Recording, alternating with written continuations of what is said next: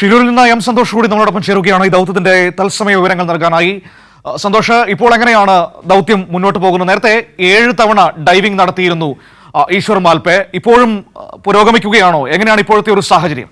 ഈശ്വർ മാൽപയുടെ സംഘവും നേവിയുടെ സംഘവും തിരച്ചിൽ നടത്തുകയാണ്. നേരത്തെ ആ ഒരു ലക്ഷ്മണന്റെ കടയുണ്ടായിരുന്ന ഭാഗത്തിന് തൊട്ട് താഴെയുള്ള ഒരു സ്പോട്ട് കേന്ദ്രീകരിച്ചാണ് ഇപ്പോൾ കഴിഞ്ഞ 1 മണിക്കൂറായി തിരച്ചിൽ നടത്തുന്നത്. 2 സംഘങ്ങളും ഒരേ സ്ഥലം കേന്ദ്രീകരിച്ചുകൊണ്ട് തന്നെയാണ് ഇപ്പോൾ തിരച്ചിൽ നടത്തുന്നത്. അവിടെ നേവിയിലെ 2 സ്കൂബ ഡൈവേഴ്സും ഒപ്പം തന്നെ ഈശ്വർ മാൽപയുടെ സംഘത്തിലെ ഒരാളും, ഒരു മുങ്ങൽ വിദഗ്ധനും കൂടിയാണ് ആ ഭാഗത്ത് പരിശോധന നടത്തുന്നത്. 1 മണിക്കൂറിലധികമായി അതേ ഭാഗം കേന്ദ്രീകരിച്ച് തന്നെയാണ് പരിശോധന നടത്തുന്നത്. എന്നാൽ ഈ കരയിലേക്ക്, ഈ കൺട്രോൾ റൂമിലേക്ക് ഏതെങ്കിലും തരത്തിലുള്ള റിപ്പോർട്ട് വന്നിട്ടില്ല. പക്ഷേ ആ സ്ഥലത്ത് തന്നെ, അവിടെ അതിനേതാണ്ട് അടുത്ത് വെച്ച് തന്നെയാണ് ഇന്നലെ ഈ ഒരു അർജുൻ്റെ ട്രക്കിൻ്റെ ജാക്കിയും കണ്ടെത്തിയത്. ആ പ്രദേശത്തുള്ള തിരച്ചിലാണ് ഇപ്പോൾ തുടരുന്നത്. നിലവിൽ ഈ ദൗത്യത്തിന് നേതൃത്വം നൽകുന്നത് ഈ 4 മുങ്ങൽ വിദഗ്ധരാണ്. 2 പേർ ഈശ്വർ മാൽപേ സംഘത്തിലുള്ളവരാണ്, 2 പേർ നേവിയുടെ സ്കൂബ ഡൈവേഴ്സാണ്. ഒപ്പം തന്നെ ഇവരെ സഹായിക്കുന്നതിനായി ഈ NDRFൻ്റെയും SDRFൻ്റെയും സംഘവും ഗംഗാവാലി നദിയിൽ ഇറങ്ങിയിട്ടുണ്ട്.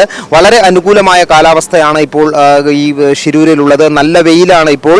അതുകൊണ്ട് തന്നെ തിരച്ചിലിന് അനുയോജ്യമായ ഗംഗാവാലി നദിയിൽ തന്നെ മുങ്ങി പരിശോധന നടത്തുന്നവർക്ക് നദിയിൽ നല്ല കാഴ്ച, വിസിബിലിറ്റി ലഭിക്കുന്ന ഒരു കാലാവസ്ഥയാണുള്ളത്. അതുകൊണ്ട് തന്നെ അത് പരമാവധി പ്രയോജനപ്പെടുത്താനുള്ള ശ്രമമാണ് ഈ ദൗത്യ സംഘം ഇപ്പോൾ നടത്തിക്കൊണ്ടിരിക്കുന്നത്.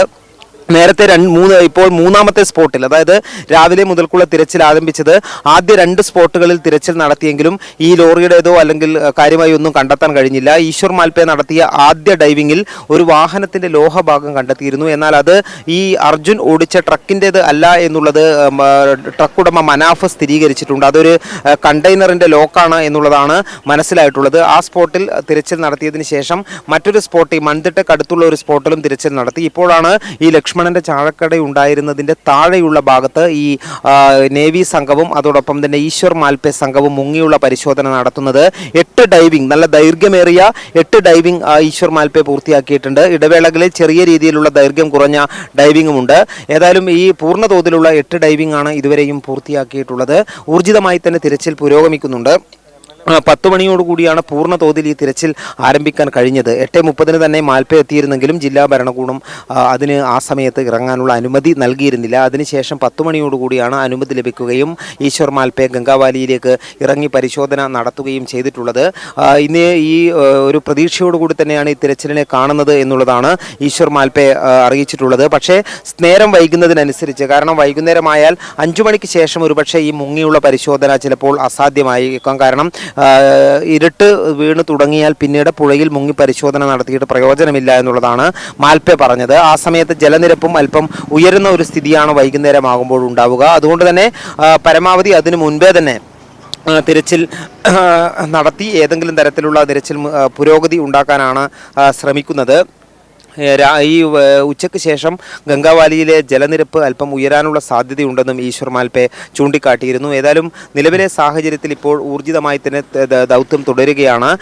ഈശ്വർ മാൽപേ സംഘം, നേവി, NDRF, SDRF സംഘങ്ങളാണ് ഈ തിരച്ചിൽ നടത്തുന്നത്. അതോടൊപ്പം തന്നെ ഈ ഉത്തര കന്നഡ ജില്ലാ കളക്ടർ ലക്ഷ്മിപ്രിയ ഇവിടെ തന്നെ ഇപ്പോൾ ഉണ്ട്.